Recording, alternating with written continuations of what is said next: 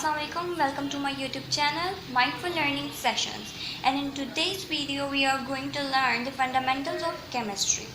So let's start with this.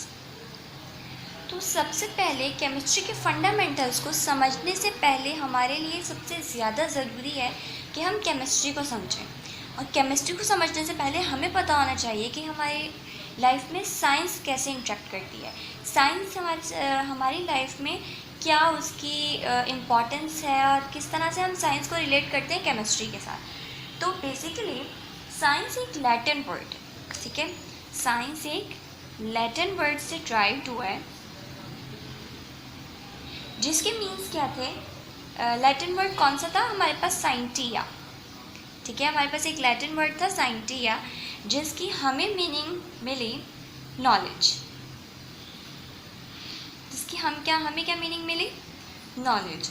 चलो अब बात करते हैं साइंस ने किस तरह से साइंस का नॉलेज से हमारे ऊपर हमारी लाइफ में इम्पैक्ट पड़ा। देखो, हर इंसान की कुछ ना कुछ ऑब्जर्वेशंस होती हैं, कुछ हाइपोथेसिस होते हैं। तो जब तक हमारे पास साइंस थी, लोगों ने ऑब्जर्वेशंस की, कुछ उनकी ऑब्जर्वेशंस आई, उसके बिहाफ पर उन्होंने एक्सपेरिमेंट्स किए, कुछ लॉज आए, कुछ थ्योरीज आई। तो सबसे पहले हम समझ लेते हैं हाइपोथेसिस क्या था।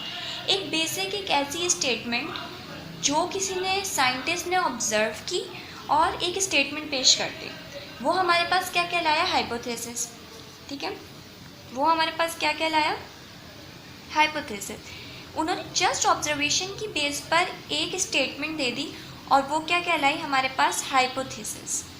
इसके बाद आई हमारे पास थ्योरी। थ्योरी ने क्या हमारे लाइफ में एवोल्यूशन लाई, वो देख लेते हैं। जो थ्योरी को कुछ साइंटिस्ट ने एक्सेप्ट कर लिया, लेकिन उस थ्योरी में कुछ ना कुछ, उस स्टेटमेंट में कुछ ना कुछ हमारे पास लिमिटेशंस रहीं, तो वहाँ पर हमारे पास क्या कहलाया? वो थ्योरी। मतलब अब आप जहाँ पर भी स्टडी करोगे ना थ्योरीज़ को, तो वहाँ पर आप लाजमी देखोगे उसकी कोई ना कोई लिमिटेशन ज़रूर होंगी, और लिमिटेशंस के बाद किसी दूसरे साइंटिस्ट ने उसी थ्योरी को सही करके जो है पेश किया हुआ होगा, ठीक है। तो हमारे पास थ्योरी आ गई, इसमें कोई ना कोई एक्सेप्शन होगी। जब हमारे पास कोई एक्सेप्शन बाकी नहीं रहती तो स्टेटमेंट क्या कहलाती है? लॉ। जब लॉ आ जाता है तो उसमें कोई लिमिटेशंस नहीं होती हैं। अब जहाँ पर भी लॉ स्टडी करोगे तो उसमें आप कोई लिमिटेशंस नहीं देखोगे। तो ये बहुत छोटी सी एक एडिशनल इन्फॉर्मेशन थी जो मुझे आप लोगों के साथ शेयर करनी थी और मैंने वो कर दी। आई होप ये क्लियर हो गया होगा। लेकिन अगर किसी को फिर भी कोई इस चीज़ में हाइपोथेसिस, थ्योरी और लॉ में मसला हो तो मुझे कमेंट सेक्शन में वो बता सकता है। अच्छा, अब हम चाहते हैं केमिस्ट्री की तरफ। चलो पहले साइंस के बारे में और डिटेल बात कर लेते हैं। हमने साइंस के बारे में सुना कि हमारे पास साइंस की ब्रांचेस होती हैं, केमिस्ट्री हो गई, फिज़िक्स हो गई, बायोलॉजी हो गई। ये बेसिक ऐसे ही हमारे पास साइंस की काइंड्स और टाइप्स हैं जो मोस्टली हम सब ने सुनी है, ठीक है। तो उन टाइप्स में से एक टाइप केमिस्ट्री भी है। अब केमिस्ट्री ने क्या काम किया वो देख लेते हैं कि केमिस्ट्री बाकी ब्रांचेस से किस तरह से डिफरेंट है। तो केमिस्ट्री एक ऐसी ब्रांच है साइंस की जो डील कर रही होती है कंपोजिशन पर, कि आया कोई चीज़ किस तरह से बनी हुई है, उसका स्ट्रक्चर क्या है, उसकी प्रॉपर्टीज़ क्या हैं, वो सारी हम किस में डील कर रहे होते हैं? केमिस्ट्री में डील कर रहे होते हैं। बेसिकली हमारे पास केमिस्ट्री में हर चीज़, केमिस्ट्री में क्या, वैसी हर चीज़ जो हमारे पास फार्मूलाज होते हैं वो कुछ ना कुछ केमिकल फार्मूलाज पे बेस होते हैं। कोई भी कंपाउंड्स केमिकल फार्मूलाज पे बेस होते हैं ना, तो वो सारे केमिस्ट्री में हम उनको इंक्लूड कर रहे हैं, ठीक है। तो केमिस्ट्री इज़ द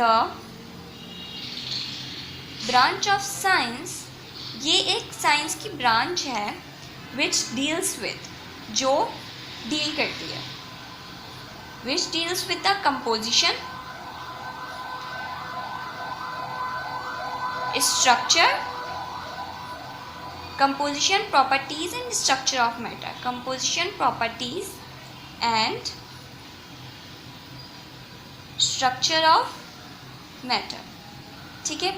तो अब हमारे पास केमिस्ट्री तो आई, अब हमारे पास केमिस्ट्री की कुछ ब्रांचेस भी आ गई। अब क्या होता है हमारे पास एक पीरियोडिक टेबल है। पीरियोडिक टेबल आपके साथ में शेयर कर देती हूँ। तो ये हमारे पास है एक पीरियोडिक टेबल। इस पीरियोडिक टेबल में हमारे पास डिफरेंट एलिमेंट्स नज़र आ रहे हैं, ठीक है। ये डिफरेंट डिफरेंट एलिमेंट्स हैं, इनकी भी कैटेगराइजेशन हुई, ये भी सिंबल से डिनोट हुए।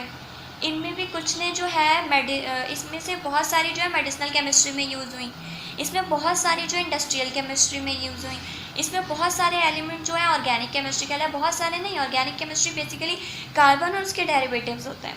इनऑर्गेनिक कंपाउंड्स मोस्टली हमारे पास जिसमें कार्बन कंटेनिंग कंपाउंड्स नहीं होते उन्हें हम इनऑर्गेनिक कंपाउंड्स कह रहे होते हैं। इसके अलावा हमारे पास पॉलीमर केमिस्ट्री आ गई। पॉलीमर केमिस्ट्री हमारे पास जितने भी है पीवीसी पाइप्स नज़र आते हैं आपको, पॉलीविनाइल क्लोराइड के पाइप्स, जितने भी प्लास्टिक के पाइप्स नज़र आ रहे होते हैं वो सारे पीवीसी पाइप्स होते हैं। इस तरह न्यूक्लियर केमिस्ट्री आई कि न्यूक्लियर केमिस्ट्री में हमारे पास रेडियो एक्टिव सब्सटेंस है यूरेनियम। यूरेनियम आपको पता चलेगा तो यूरेनियम सबसे ज़्यादा रेडियो एक्टिव सब्सटेंस है जो हम न्यूक्लियर केमिस्ट्री में इस्तेमाल करते हैं। न्यूक्लियर केमिस्ट्री मतलब बॉम्ब्स वगैरह की डिज़ाइनिंग में, जितने भी हमारे पास ये गन्स वगैरह डिज़ाइन की जाती हैं ये सब भी तो केमिस्ट्री के बिहाफ पर हैं। इसीलिए केमिस्ट्री की इतनी वाइड ब्रांचेस होने के बिहाफ पर इसकी इम्पोर्टेंस बहुत ज़्यादा है। कभी भी आपके पास ऐसा नहीं है कि केमिस्ट्री का स्कोप ख़त्म हो जाए।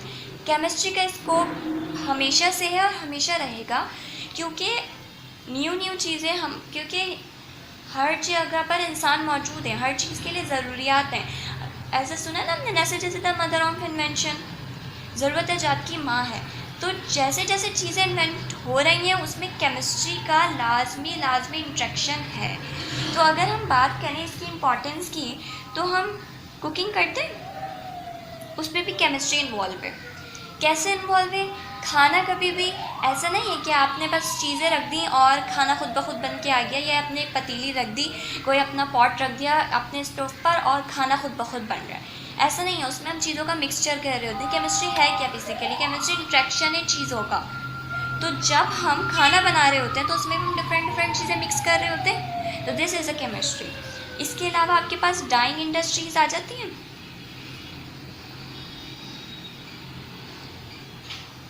जिसमें हमारे पास डिफरेंट डाइज बन रही होती हैं, तो वहाँ पर भी तो केमिस्ट्री है। कलर्स की मिक्सिंग हो रही है तो हमारे पास वो भी केमिस्ट्री है। मेडिसिनल केमिस्ट्री, दवाइयाँ और ड्रग्स वगैरह हम डिज़ाइन करते हैं, वो भी मेडिसिनल केमिस्ट्री है। इसी तरह अगर मैं बात करूँ तो एज अ ह्यूमन हमारे अंदर पूरी केमिस्ट्री है। इंसान के अंदर आपको पता है, आगे जाके अगर आप लोग स्टडी करोगे ऑस्मोसिस और रिवर्स ऑस्मोसिस, तो इंसान के अंदर भी तो ऑस्मोसिस और रिवर्स ऑस्मोसिस का प्रोसेस हो रहा होता है किडनीज़ के थ्रू। इसी तरह कि अगर हम खाना खा रहे होते हैं तो हमारे डाइजेस्टिव प्रोसेस में क्या होता है, हाइड्रोक्लोरिक एसिड ऐड होता है, HCl इन्वॉल्व होता है, एंजाइम्स इन्वॉल्व होते हैं। और ये एंजाइम्स और हाइड्रोक्लोरिक एसिड क्या है? It deals with chemistry, HCl। तो हमारे डाइजेशन प्रोसेस में भी इस्तेमाल होता है। अगर हम डेली लाइफ की एग्जांपल्स देखें तो हमारे पास क्लोरीन आ जाता है। एक हमारे पास पीरियोडिक टेबल में एलिमेंट होता है केमिस्ट्री का, क्लोरीन हम क्यों यूज़ कर रहे होते हैं? क्लोरीन को हम बेसिकली ब्लीचिंग एजेंट्स में भी यूज़ कर रहे होते हैं, पानी की प्योरीफिकेशन में भी यूज़ कर रहे होते हैं, पॉलीविनाइल क्लोराइड पाइप्स बनाने के लिए भी यूज़ कर रहे होते हैं। तो मुझे आप लोग बताओ कि केमिस्ट्री का कहीं पर ऐसा आप लोगों को कहीं ऐसा पॉइंट भी नज़र आ रहा है जहाँ केमिस्ट्री इन्वॉल्व नहीं है? केमिस्ट्री हर जगह इन्वॉल्व है। अगर हम अपनी एयर की बात करें जिसमें हम सांस ले रहे हैं, तो वो भी तो हमारे पास मिक्सचर ऑफ गैसेज है, नाइट्रोजन का, ऑक्सीजन का, कार्बन डाइऑक्साइड का, ये सारी चीज़ें भी तो हमारे पास केमिस्ट्री में इन्वॉल्व होती हैं, सारी गैसेस। तो मतलब ऐसा कोई, मुझे नहीं लगता कि ऐसा कोई हमारे पास चीज़ है जिसमें केमिस्ट्री इन्वॉल्व ना हो। केमिस्ट्री हर जगह इन्वॉल्व है। तो आई होप यहाँ तक आप लोगों को सारी बात क्लियर हो गई होगी। अब हम आगे बढ़ते हैं मैटर की तरफ।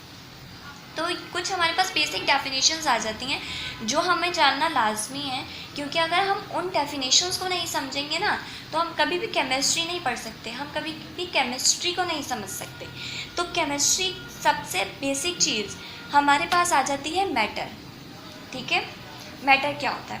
अब हम सब ने एक बात सब जानते हैं कि हर चीज़ जो भी दुनिया में एग्जिस्ट करती है उसका कोई ना कोई सर्टेन वेट है, और वो थोड़ी सी सही, ज़्यादा से ज़्यादा जितनी चाहे वो जगह घेरती है और लाजमी घेरती है। तो हर वो चीज़ जो जगह घेरे, अपना स्पेसिफिक वेट रखे, वो मैटर कहलाती है। अब आप लोग मुझे बताओ, आप लोग अपने आप को देखो और अपने इर्द गिर्द की तमाम चीज़ों को देखो, हर चीज़ मैटर नज़र आ रही है, क्योंकि हर चीज़ का कोई ना कोई पर्टिकुलर वेट है और हर चीज़ कुछ ना कुछ स्पेस ऑक्यूपाई कर रही है। अब मैं अगर पेन की एग्जांपल दूं तो ये भी हमारे पास क्या है, मैटर, क्योंकि ये पेन अपना कोई ना कोई पर्टिकुलर वेट रखता है और कुछ ना कुछ ही स्पेस भी ले रहा है, ठीक है। तो इसीलिए अगर हम मैटर की डेफिनेशन को लिखें तो matter, everything in the universe, everything in the universe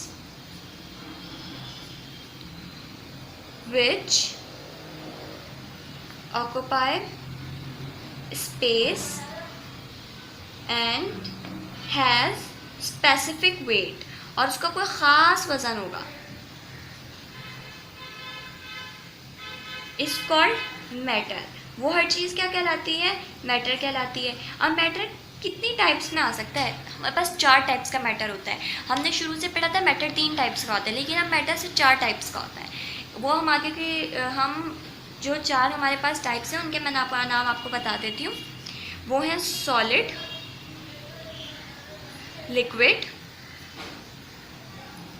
gas and plasma, ठीक है।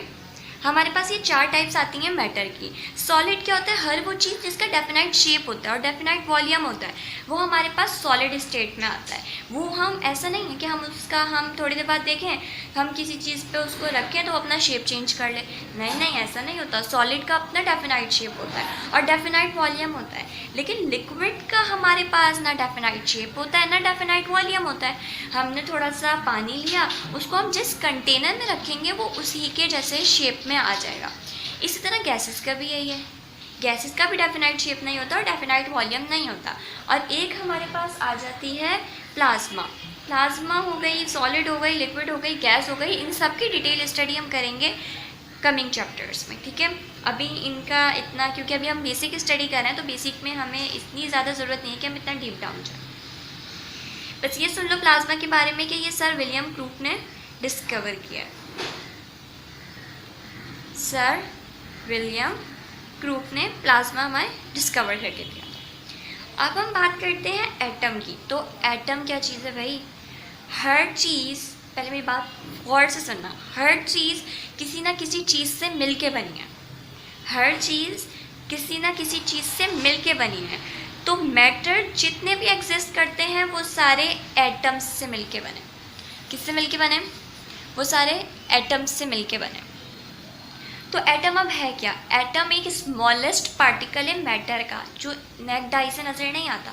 जब करोड़ों, लाखों, अरबों, बिलियन की तादाद में एटम्स आपस में मिलते हैं ना, तो वो एक मैटर फॉर्म करते हैं।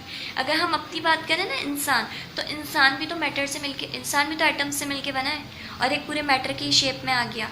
तो फिर हमारे पास एटम की अगर हम डेफिनेशन लिखें तो क्या होगा, atom is the smallest particle of matter. समझ आया, एटम क्या है हमारे पास, स्मॉलेस्ट पार्टिकल है मैटर का। हर चीज़ जो यूनिवर्स में एग्जिस्ट करती है वो एटम्स से मिलके बनी है। और जितने भी हमारे पास पीरियोडिक टेबल में एलिमेंट्स हैं, सब के सब जो हैं डिफरेंट एटम्स पर बेस करते हैं। हर एक की एटॉमिक प्रॉपर्टीज़ डिफरेंट हैं। कैसे डिफरेंट है वो हम फर्दर स्टडी करेंगे, ठीक है। अब हमारे पास हमने पढ़ा कि मैटर्स किससे मिलके बने, एटम। अब एटम्स किससे मिलके बने, एटम्स 2 चीज़ों से मिलके बना है। बेसिकली एटम कौन कौन सी 2 चीज़ों से मिलकर बना है, एक तो हमारे पास उसमें आ जाता है न्यूक्लियस, और एक हमारे पास आ जाते हैं शेल्स। अब ये न्यूक्लियस और शेल्स क्या हैं, तो चलो इसको ड्रॉ करके देखते हैं। हमने सबसे पहले एक एटम का स्ट्रक्चर ड्रॉ कर रहे हैं। इस एटम के स्ट्रक्चर को मैंने ड्रॉ किया, इसके सेंटर में मैंने एक छोटी सी एक और बॉल बना दी। अब ये क्या है बॉल, ये बेसिकली न्यूक्लियस है। न्यूक्लियस क्या काम करता है, चलो इस पर बात कर लेते हैं। एक इंसान है, इंसान में दिमाग, आपके पास एक अदद ब्रेन है, वो क्या करता है, तमाम एक्टिविटीज़ को कंट्रोल कर रहा होता है। जितनी भी आपकी ह्यूमन एक्टिविटीज़ होती हैं, आपका पंप किस तरह करना है दिल को, आपका ब्लड किस तरह पंप करना है, आपकी किडनीज ने क्या फंक्शन करना है, आपने कब हाथ उठा के रिस्पॉन्स देना है, आपने कब कुछ कहना है, आपने कब अपना एक्शन शो करना है, वो सारा हमारा क्या काम कर रहा होता है, ब्रेन। इसी तरह एटम का समझ लो ब्रेन न्यूक्लियस है, ठीक है। ये सारी एक्टिविटीज़ को देख रहा होता है किस पे, और ये न्यूक्लियस किस पे कंसिडर कर रहा होता है, दो चीज़ों पे, प्रोटॉन्स और न्यूट्रॉन्स पे, ठीक है, प्रोटॉन्स पे और न्यूट्रॉन्स पे। और ये जो साइड में मैंने आपको इसके ऐसे आपको कुछ सर्कल्स नज़र आ रहे हैं, ये कहलाते हैं शेल्स। इन शेल्स पे रिवॉल्व कर रहे होते हैं इलेक्ट्रॉन्स। कौन रिवॉल्व कर रहे होते हैं, इलेक्ट्रॉन्स रिवॉल्व कर रहे होते हैं। जो मैं छोटी छोटी सर्कल्स ड्रॉ कर रही हूँ, ये सारे क्या हैं, इलेक्ट्रॉन्स हैं,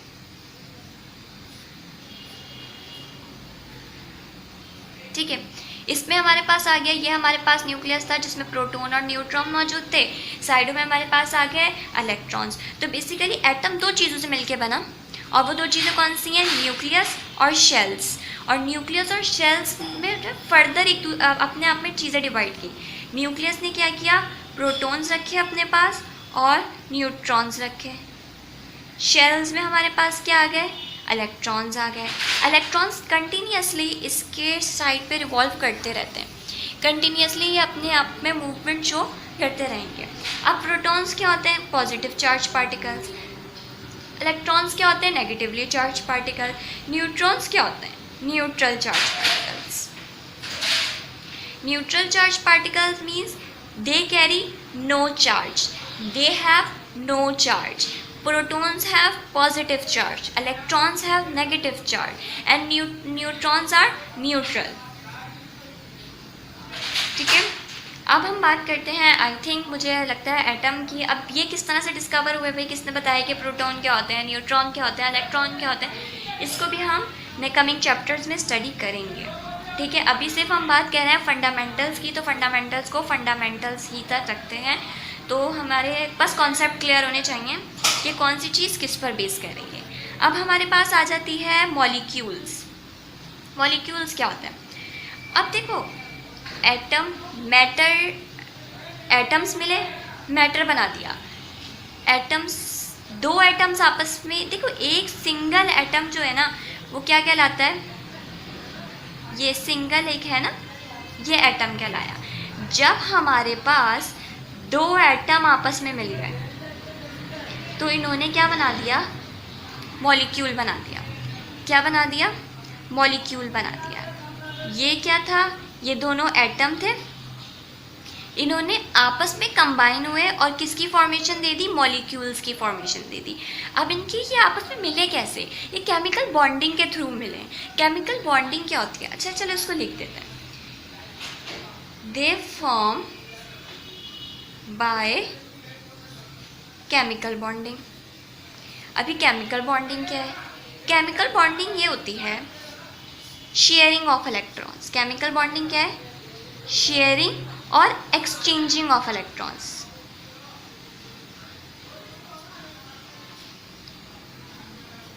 ये देखो इलेक्ट्रॉन्स जो है ना हमारे पास ये नेचुरली पाए जाते हैं, ठीक है। तो जब ये नेचुरली पाए जाते हैं तो हर चीज़ दुनिया में चाहती है कि वो स्टेबल स्टेट में रहे, ठीक है। ऐसा ही होता है ना, हम लोग भी ज़रा से परेशान होते हैं तो मेडिसिन लेकर चाहते हैं कि जल्द से जल्द सही हो जाए। सर में दर्द है तो पैनाडॉल ले लेते हैं ताकि जल्द से जल्द सही हो, क्योंकि हम भी स्टेबल होना चाहते हैं। इसी तरह ये एटम की प्रॉपर्टी होती है कि वो भी अपने आप को स्टेबल करना चाहता है, और उसकी स्टेबिलिटी जो है डिपेंड कर रही होती है इलेक्ट्रॉन्स की शेयरिंग पे। या तो वो इलेक्ट्रॉन लूज़ कर देता है या तो वो इलेक्ट्रॉन गेन कर लेता है। इलेक्ट्रॉन लूज़ करके या तो अपने आप को स्टेबल करता है या तो इलेक्ट्रॉन गेन करके अपने आप को स्टेबल करता है। तो बेसिकली यही हमारे पास केमिकल बॉन्डिंग होती है, ठीक है।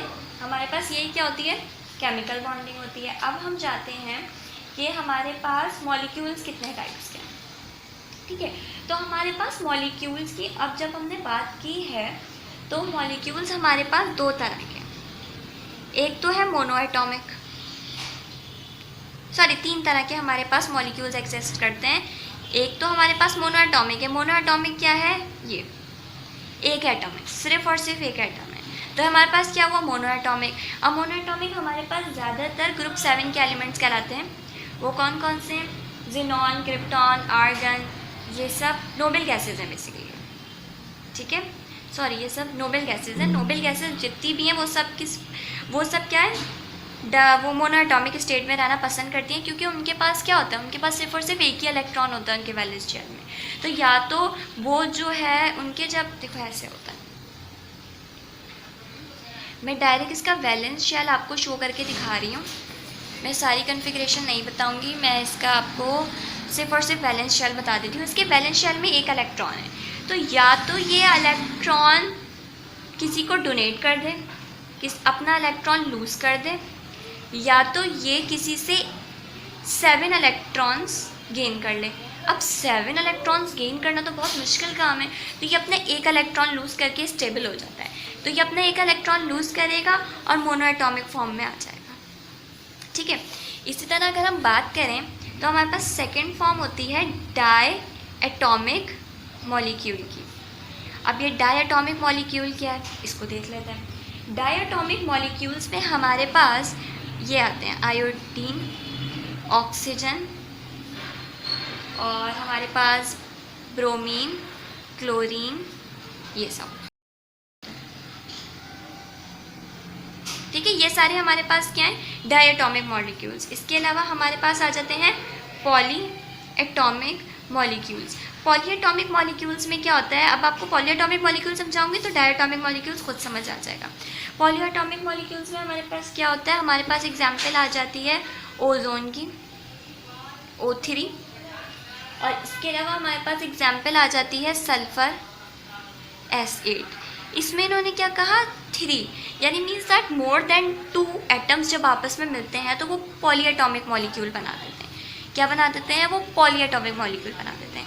तो आई होप आपको यहाँ तक science, chemistry, importance, matter, atom, molecule वगैरह का कॉन्सेप्ट क्लियर हो गया होगा। जहाँ पर किसी को कोई भी मसला हो तो वो कमेंट सेक्शन में अपना कमेंट जो है ड्रॉप कर दे, वरना आप लिंक में मैंने आपको इंस्टाग्राम अकाउंट और फेसबुक के पेजेस के भी लिंक दे दिए हैं। तो कन्वीनियंट ये है कि आप अपने मैसेजेस वहाँ पर भी ड्रॉप कर सकते हैं। जैसे ही टाइम होगा इंशाल्लाह आपको उनके रिस्पॉन्स और